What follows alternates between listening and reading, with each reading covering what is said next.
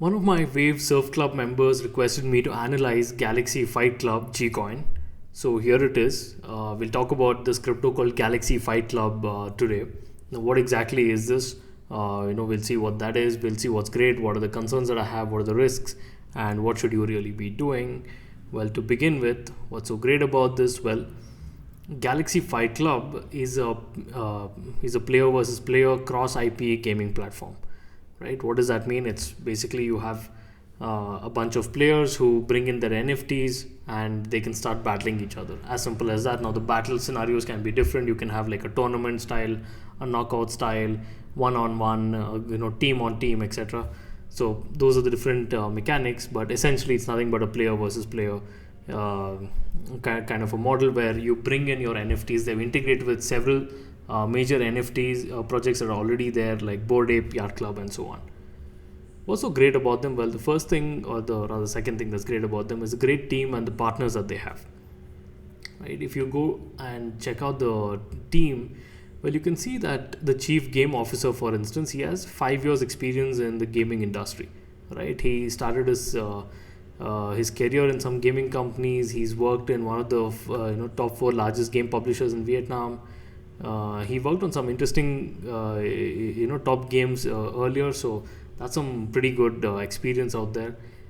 Even the others, right, other members of the team, each of them come with their own unique experiences in different sectors that really matter to the whole gaming space as such. So, and I'm very happy about that. And even the advisors, right, they come from pretty big names, right, like League of Legends, right, people from Microsoft, names that really matter to the gaming industry, names that can open doors to make this game a really big thing next. So that's something that seems great about it. Now, the next thing is that it's a free to play with incentive structured accordingly. If you go to the game dynamics, you can see that there are multiple ways to play. You can have your own existing NFT, like if you have Bored Ape Yacht Club NFT or something like that, you can plug that in and you can start playing. Or if you do not, it says if you do not have any access to avatars, then a default one with a base tire is sort of given to you. There are multiple characters of sorts, like you can be a fighter, you can be a manager, which means that you can just have a bunch of fighters and then you can rent it out, so you'll make money passively.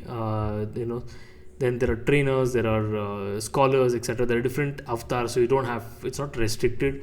You don't have to just be somebody who goes and fights.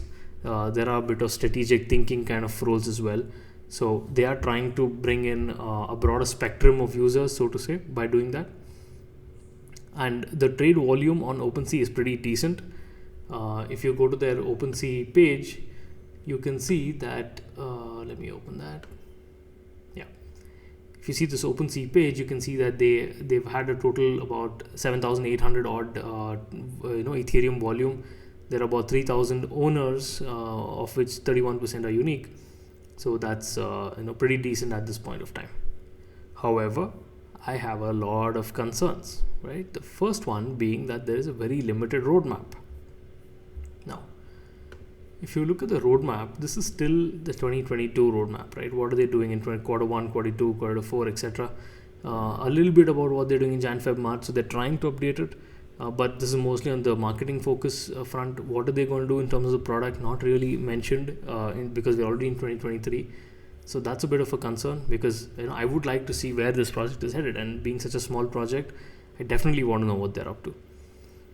Fees earned by competitors is not very encouraging. So how do games typically work? Well, they have revenue in terms of fees, maybe from some sort of a transaction that happens within the game, maybe fees because of sale of land as a form of NFT, sale of in-game articles, and so on.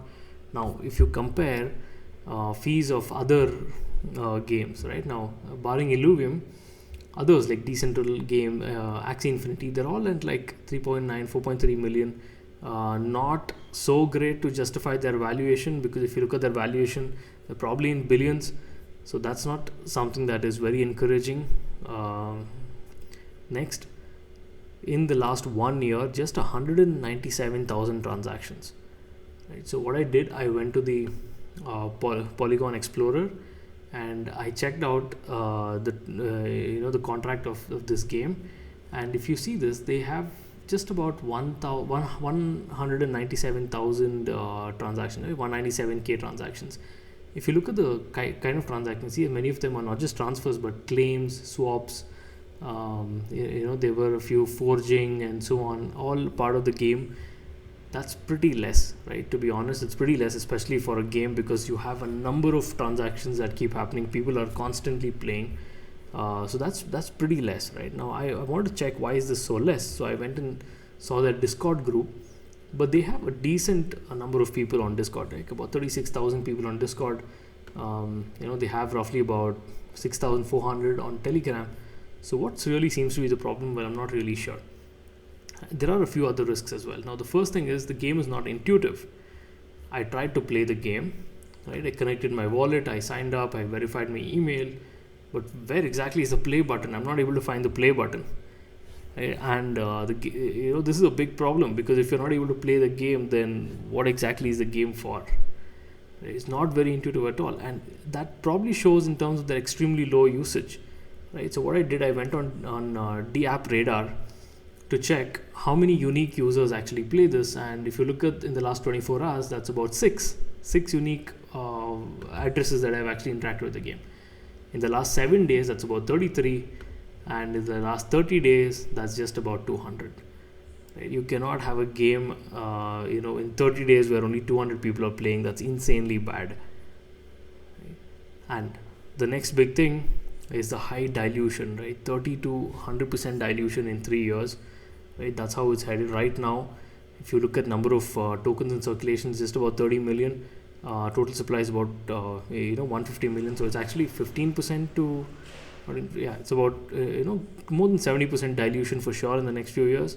Right? In fact, in the next 3 to 6 months alone, more supply is coming out, because a lot of founding members, investors, etc., their cliff is ending, their vesting is probably going to start, and they can start selling.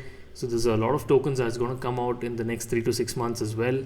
So that's something that you need to be very, very careful of. Right? So what should you do at this point of time? Well, first thing is, let me know if you're able to play the game, because I just couldn't play the game. I thought there was supposed to be a free default avatar that you're supposed to get to play with, but I couldn't get anything. Do your own research before you invest, because this is a very small project.